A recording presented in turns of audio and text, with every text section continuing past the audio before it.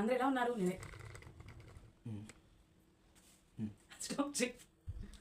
Hi అండి, అందరూ ఎలా ఉన్నారు? నేనైతే చాలా బాగున్నాను. మీరు కూడా చాలా చాలా బాగున్నారని అనుకుంటున్నాను. వెల్కమ్ టు జనస్ వరల్డ్.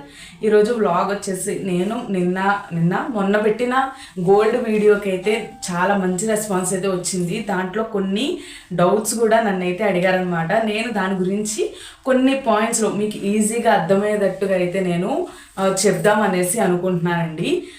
మనం ఎలా గోల్డ్ తీసుకోవాలి, ఎటువంటి ప్లేస్లో తీసుకోవాలి, ఏమేమి చెక్ చేసుకుంటే మంచిది, మనం గోల్డ్ ప్యూరిటీ అనేది ఎలా తెలుస్తుంది, ఇలా కొన్ని పాయింట్స్ మీకు అర్థమయ్యే విధంగా కొత్తగా బంగారం కొనుక్కోవాలనుకునే వాళ్ళకు కూడా ఈజీగా అర్థమయ్యేటట్టుగా అయితే ఈరోజు వ్లాగ్ అయితే షూట్ చేద్దాం అనుకుంటున్నాను.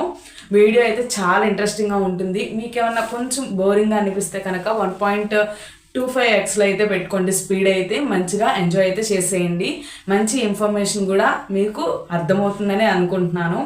అలాగే వీడియో నచ్చినట్టయితే లైక్ చేయండి, షేర్ చేయండి, అలాగే సబ్స్క్రైబ్ చేయడం అయితే అస్సలు మర్చిపోబాకండి. వీడియోలోకి వెళ్ళిపోదాం. అయితే నేను మీరు అడిగిన డౌట్స్ అన్నీ కూడా ఇలా మొత్తం రాసుకున్నాను అనమాట డైరీలో. పాయింట్స్ వైజ్గా మీకు ఎలా చెప్తే అర్థమవుతుంది ఏంటి అనేది, ఎన్ని పాయింట్స్లో చెప్పాలి ఏంటి అనేది కూడా నేను మీకు అర్థమయ్యే విధంగా పాయింట్ బై పాయింట్ నేను మొత్తం అయితే మీకు ఇప్పుడైతే చెప్దాం అనుకుంటున్నాను. ఫస్ట్ అయితే అసలు మనం గోల్డ్ కొందాము అనుకున్న ఆలోచన వచ్చినప్పుడు అసలు ఎక్కడ కొనాలి ఏంటి, ఎలాంటి ప్లేస్లో తీసుకుంటే మంచిది అనేది మనమైతే ఆలోచించుకోవాలన్నమాట. మనకి అలా ఎప్పుడు తెలుస్తుంది ఎక్కడ తీసుకోవాలి ఏంటి అనేది ఎప్పుడు తెలుస్తుంది అంటే, మనం 1-4 షాపులు అయితే మనకు కావాల్సిన ఐటమ్ని ఒక 4-5 ప్లేసుల్లో చూసి ఐటమ్ చూసి మనకి ఎక్కడ బాగుంటుంది అనిపించి, మనకి క్వాలిటీ కానీ రేట్ కానీ ఏదైనా ఎక్కడ బాగుంటుంది అనిపించింది అనేది మనం తెలుసుకోవాలన్నమాట. అలా తెలుసుకున్నప్పుడు ఏంటంటే మనకి ఒక ఐడియా అనేది వచ్చింది. అసలు గోల్డ్ కొంటే ఎలాంటి ప్లేస్లో కొనాలి అనే ఐడియా మనకు ఒక 4 షోరూములు తిరిగితే మనకు టోటల్ ఐడియా అయితే వచ్చేసింది. నెక్స్ట్ వచ్చేసి మనం గోల్డ్ రేట్ ఎంత ఉన్నప్పుడు తీసుకుంటున్నాము ఏంటి అనేది చూసుకోవాలి. ఒకసారి గూగుల్లోకి వెళ్ళిపోయి గోల్డ్ రేట్ ఇన్ అని చెప్పేసి, మీరు హైదరాబాద్లో ఉంటున్నారా, విజయవాడలో ఉంటున్నారా, ముంబైలో ఉంటున్నారా, ఇది మీరు కొనే ప్లేస్ని బట్టి ఉంటుంది అనమాట రేట్ అనేది. కాబట్టి మీరు గోల్డ్ రేట్ 22 క్యారెట్ అయితే ఎంత ఉంది, బిస్కెట్ కొనాలనుకుంటే 24 క్యారెట్ అయితే ఎంత ఉంటుంది అనేది మనం చెక్ అయితే చేసుకోవాలి. గోల్డ్ పాయింట్ అనమాట. అసలు మనం గోల్డ్ ఎలా చూస్ చేసుకోవాలి ఏంటి అనేది మనం ఒక ఐడియాకి అయితే రావాలన్నమాట. మనం ఎలా తెలుసుకోవాలి గోల్డ్ అనేది మంచిగా ఉందా లేదా అనేసి అనుకుంటే, మనకి ఫినిషింగ్ అనేది మంచిగా వచ్చింది. ఇప్పుడు నేను ఈ రింగ్ అనేది తీసుకున్నాను. ఈ రింగ్ తీసుకున్నప్పుడు మనకి ఫినిషింగ్ అనేది మంచిగా వచ్చింది. మనం ఎంత వెయిట్లో తీసుకున్నా కానీ ఆ వెయిట్ అనేది మనకి కళ్ళకి ఇంకా ఎక్కువగా అనిపించాలన్నమాట. నేను ఇప్పుడు 4.5 గ్రామ్స్లో తీసుకున్నాను. కానీ చూసిన వాళ్ళు ఏమనుకుంటారు ఏంటంటే, అది 5 గ్రామ్స్లో తీసుకున్నాము, 5.5 గ్రామ్స్లో తీసుకున్నాము అనేసి అనుకుంటారనమాట. మనకి ఫినిషింగ్ కూడా మంచిగా ఉండాలి. క్వాలిటీ అనేది మనకి కళ్ళకి తెలిసిపోయిద్ది. అంటే చిప్ క్వాలిటీలో చేస్తున్నారా బంగారం, లేకపోతే ప్రీమియం క్వాలిటీ బంగారం అనేది ఉందా అనేది మనకి తెలిసిపోయిద్ది అనమాట. ఇంకా ఏంటంటే 4th పాయింట్ వచ్చేసి మనం ఆర్నమెంట్ సెలెక్షన్ అయితే చేసుకోవాలి. ఏంటంటే మనం మైండ్లో ఒకటి ఉండిద్ది. ఇప్పుడు నేను ఒక రింగ్ తీసుకుందాం అనుకుంటున్నాను. నెంబర్ ఆఫ్ ప్యాటర్న్స్ అయితే ఉంటాయి. అంటే లక్ష్మీదేవి ఉంగరం కానీ, వినాయకుడు ఉంగరం కానీ ఎన్నో రకాలైతే ఉంటాయన్నమాట. అన్ని రకాల్లో మనం చూజ్ చేసుకుంటాం అనేది చాలా కష్టమైపోద్ది. కాబట్టి మీరు ఒకటి మైండ్లో ఫిక్స్ అయిపోండి. ఇప్పుడు నేను ఈ ఉంగరం ఈ మోడల్లో తీసుకోవాలనుకుంటున్నాను, అలాగా మైండ్లో ఫిక్స్ అయిపోండి. ఆ ఫిక్స్ అయిపోయినప్పుడు ఏంటి అంటే కనుక మనకి ఆర్నమెంట్ అప్పుడు మనం తీసుకోవాలి అనుకున్న మన మైండ్లో ఉన్న దాంట్లోనే మనం వాళ్ళని అడిగితే దాంట్లోనే ఇంకా వెరైటీస్ అనేవి చూపిస్తారనమాట. అప్పుడు మనం ఆర్నమెంట్ సెలెక్షన్ అనేది ఈజీగా ఉండిద్ది. అలాగే మనం అనుకున్నది కాకుండా ప్రతి ఒక్కటి చూసేస్తే మనం తీసుకోవాలనుకున్నది కూడా కన్ఫ్యూజ్ అయిపోతాం అనమాట. కాబట్టి సింపుల్గా మనం ఒక ఆర్నమెంట్ అనేది అనుకోని, లక్ష్మీదేవ లేకపోతే, అంటే నేను ఎగ్జాంపుల్ రింగ్స్ గురించి చెప్తున్నాను అనమాట.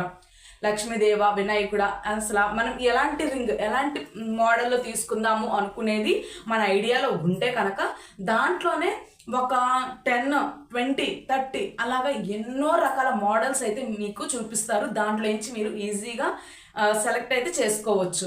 5th పాయింట్కి వచ్చేసి అసలు మీ దగ్గర ఆల్రెడీ పాత బంగారం అనేది ఉంది. ఆ పాత బంగారం అనేది మనం ఎక్స్చేంజ్ చేసి న్యూ ఆర్నమెంట్ అనేది తీసుకుందాం అనుకుంటున్నాము. అలాంటప్పుడు మనకి ఎక్స్చేంజ్ వాల్యూ ఎంత పడుద్ది? ఏంటి అనేది మనం ఎక్కడైతే మార్చాలనుకుంటున్నాము అనే దగ్గర మనం అడగాలి. అంటే 21 క్యారెట్కి ఎంత ఇస్తున్నారు, 22 క్యారెట్కి ఎంత ఇస్తున్నారు, 24 క్యారెట్కి అయితే ఎంత ఇస్తున్నారు. అంటే బిస్కెట్స్ ఉంటాయి కదా కొంతమంది దగ్గర, అట్లాగా డిఫరెంట్ క్యారెట్స్లో మనకి ఎంతెంత ప్రైజింగ్ ఉండిద్ది, మనకి ఎంత ఇస్తారు, వేస్టేజెస్ అనేది రాదు ఎక్కడైనా కానీ. మనం గోల్డ్కి మాత్రమే ఆ రోజు రేట్ ఎంత ఉంది, వెయిట్ ఎంత ఉంది, ఎక్స్చేంజ్కి మీరు మనీ ఎంత ఇస్తారు అనేది మనం చెక్ చేసుకొని మన క్లారిటీగా అయితే అడగాలి. అలా అడిగినప్పుడు ఏంటంటే మనకి ఎంత అమౌంట్ వచ్చిద్ది అనేది మనకి క్లారిటీ ఉండిద్ది. అలా క్లారిటీ ఉన్నప్పుడు ఓల్డ్ ఆర్నమెంట్ ఇచ్చేసి మనం కొత్త ఆర్నమెంట్ తీసుకునేటప్పుడు ఎంత వెయిట్లో మనం ఎక్స్ట్రా ఎంత పే చేసుకోవాలి ఏంటి అనే ఐడియా అనేది మనకైతే వచ్చిద్ది. కాబట్టి కంపల్సరిగా ఓల్డ్ గోల్డ్కి మనకి ఎంత వాల్యూ ఇస్తున్నారు అనేది మనం ఖచ్చితంగా కనుక్కోవాలి. అలాగే మనం చెక్ కూడా చేయించుకోవాలన్నమాట. దాంట్లో ప్యూరిటీని బట్టి ఒక ఎంఆర్పి అయితే ఇస్తారు. 6th పాయింట్, మనం ఇప్పుడు నేను చెప్పాను కదా, ఒక 4-5 చోట్ల అయితే కంపల్సరీగా మనం షోరూమ్స్లో కానీ బంగారు కొట్టుల్లో కానీ ఎక్కడైనా కానీ ఒక 4-5 చోట్ల అయితే మనం మొత్తం కనుక్కుంటాము. ఎలాగా, విఏ అయితే ఎంత, అసలు ఎంత పడుతుంది ఏంటి, గ్రామ్కి ఎంత వేస్టేజ్ అనేది పడుతుంది ఏంటి అనేది మనం చూసుకోవాలి. అలా చూసుకొని మనకి ఎక్కడైతే మనకి తక్కువ వేస్టేజ్, అంటే ఇప్పుడు కొంతమంది దగ్గర 22% వేస్టేజ్ అయితే వేస్తారు, కొంతమంది దగ్గర 15% వేస్తారు, ఒక్కొక్క దగ్గర 18%, ఒక్కొక్కరి దగ్గర 11%. ఏంటంటే ఇక్కడ ఎందుకు ఇంత వేరియేషన్ ఏంటంటే ఇప్పుడు 20% అనేది చెప్పారు, మనం బార్గెన్ చేసుకుంటూ రావాలి. ఫస్ట్ 11% నుండి వస్తే వాళ్ళు 15% తగ్గొచ్చు, 14%కి ఇవ్వచ్చు. అలా విఏ అనేది మనకి తగ్గిద్ది. అదంతా కూడా మీ బార్గెనింగ్ స్కిల్స్ మీద అయితే ఆధారపడి అయితే ఉండిద్ది. ఎందుకంటే ఎలాగో బార్గెన్ చేస్తారు కదా అని చెప్పేసి వాళ్ళు ఎక్కువ విఏ అయితే చెప్తారనమాట. ఎంత ఆఫర్లో ఉన్నా కానీ విఏ 50% ఉన్నా, 25% ఉన్నా, అలాగే 90% విఏ ఉన్నా కానీ మీరు కంపల్సరీగా బార్గెన్ అయితే చేయాలి. అది షోరూమ్ అయినా కానివ్వండి, బయట అయినా కానివ్వండి, ఎక్కడైనా కానివ్వండి, మీరు కంపల్సరీగా బార్గెన్ అయితే చేయండి.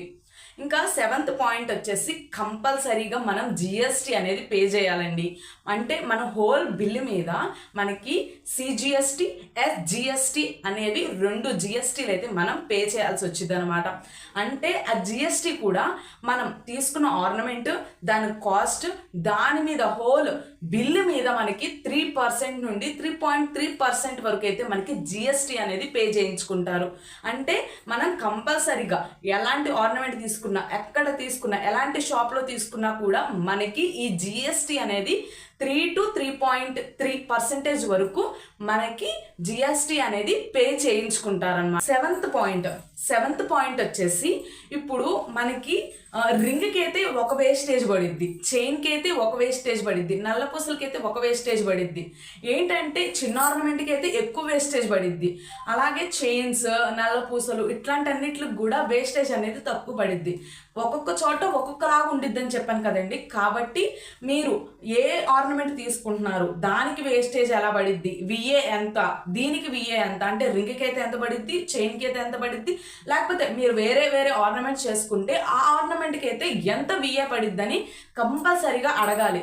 ఇప్పుడు మీరు ఎన్ని చోట్ల అయితే మీరు చెక్ చేసుకుంటారు మీ ఆర్నమెంట్ సెలక్షన్కి, ఒక 5-6 షాపులు అయితే కంపల్సరీ తిరుగుతారు కదా, ఆ 5-6 షాపులు కంపేర్ చేసుకోండి. మీకు విఏ ఎక్కడ తక్కువగా ఉంటుంది, క్వాలిటీ బంగారం మనకి ఎక్కడ లభిస్తుంది అనేది మీ చాయిస్లో మీకు ఎక్కడ మంచిగా అనిపిస్తే అక్కడ మీరు బార్గెన్ చేసుకుని తీసుకోవచ్చు అనమాట. విఏ అనేది చూసుకోవాలి ఎక్కడైనా కానీ.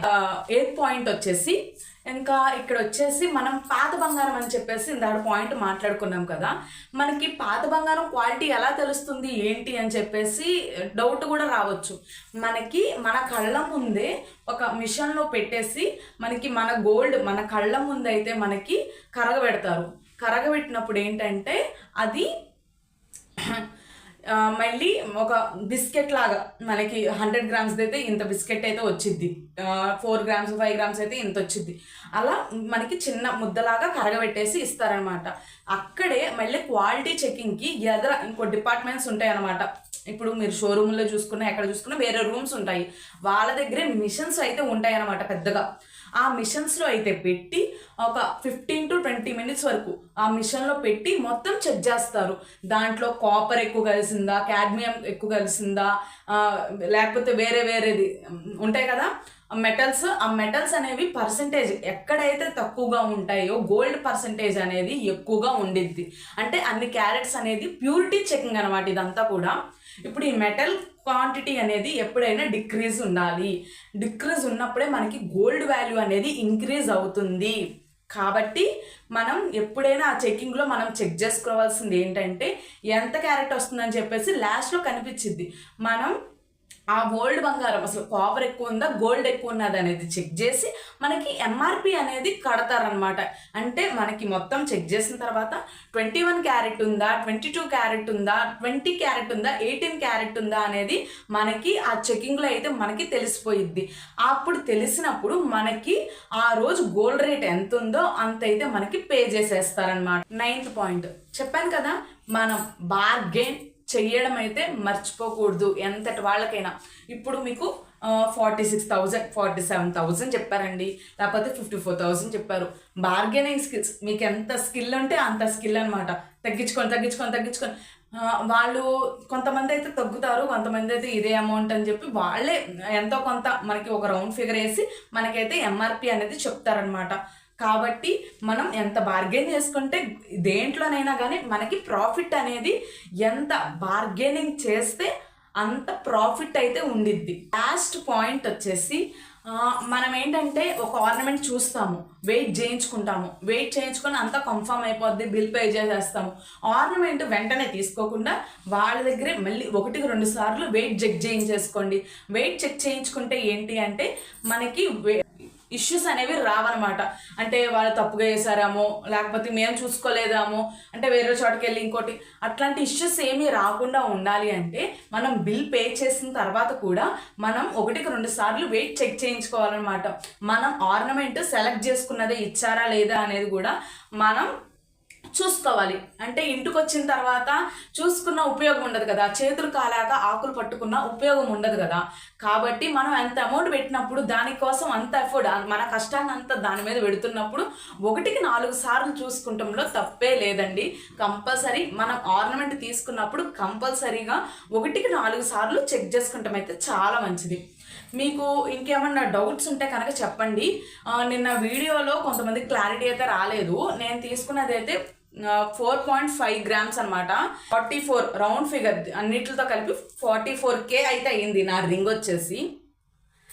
ఓకేనా, మీ అందరికీ తెలిసే ఉండిద్ది. నేనైతే బేగా జ్యువెలరీస్ అయితే వెళ్ళానమాట. నేను అంతకుముందు కళ్యాణ్ జ్యువెలరీస్లో అయితే తీసుకున్నాను, ఇప్పుడైతే వేగాలో తీసుకున్నాను. ఈసారి ఏమన్నా షాపింగ్ చేస్తే కనుక మళ్ళీ కంపల్సరీగా మీతో అయితే షేర్ చేసుకుంటాను. వీడియో నచ్చినట్టయితే లైక్ చేయండి, షేర్ చేయండి, అలాగే సబ్స్క్రైబ్ చేయడం అయితే అస్సలు మర్చిపోబాకండి. మళ్ళీ నెక్స్ట్ వీడియోలో అయితే కలుస్తాను. See you on next video. Bye.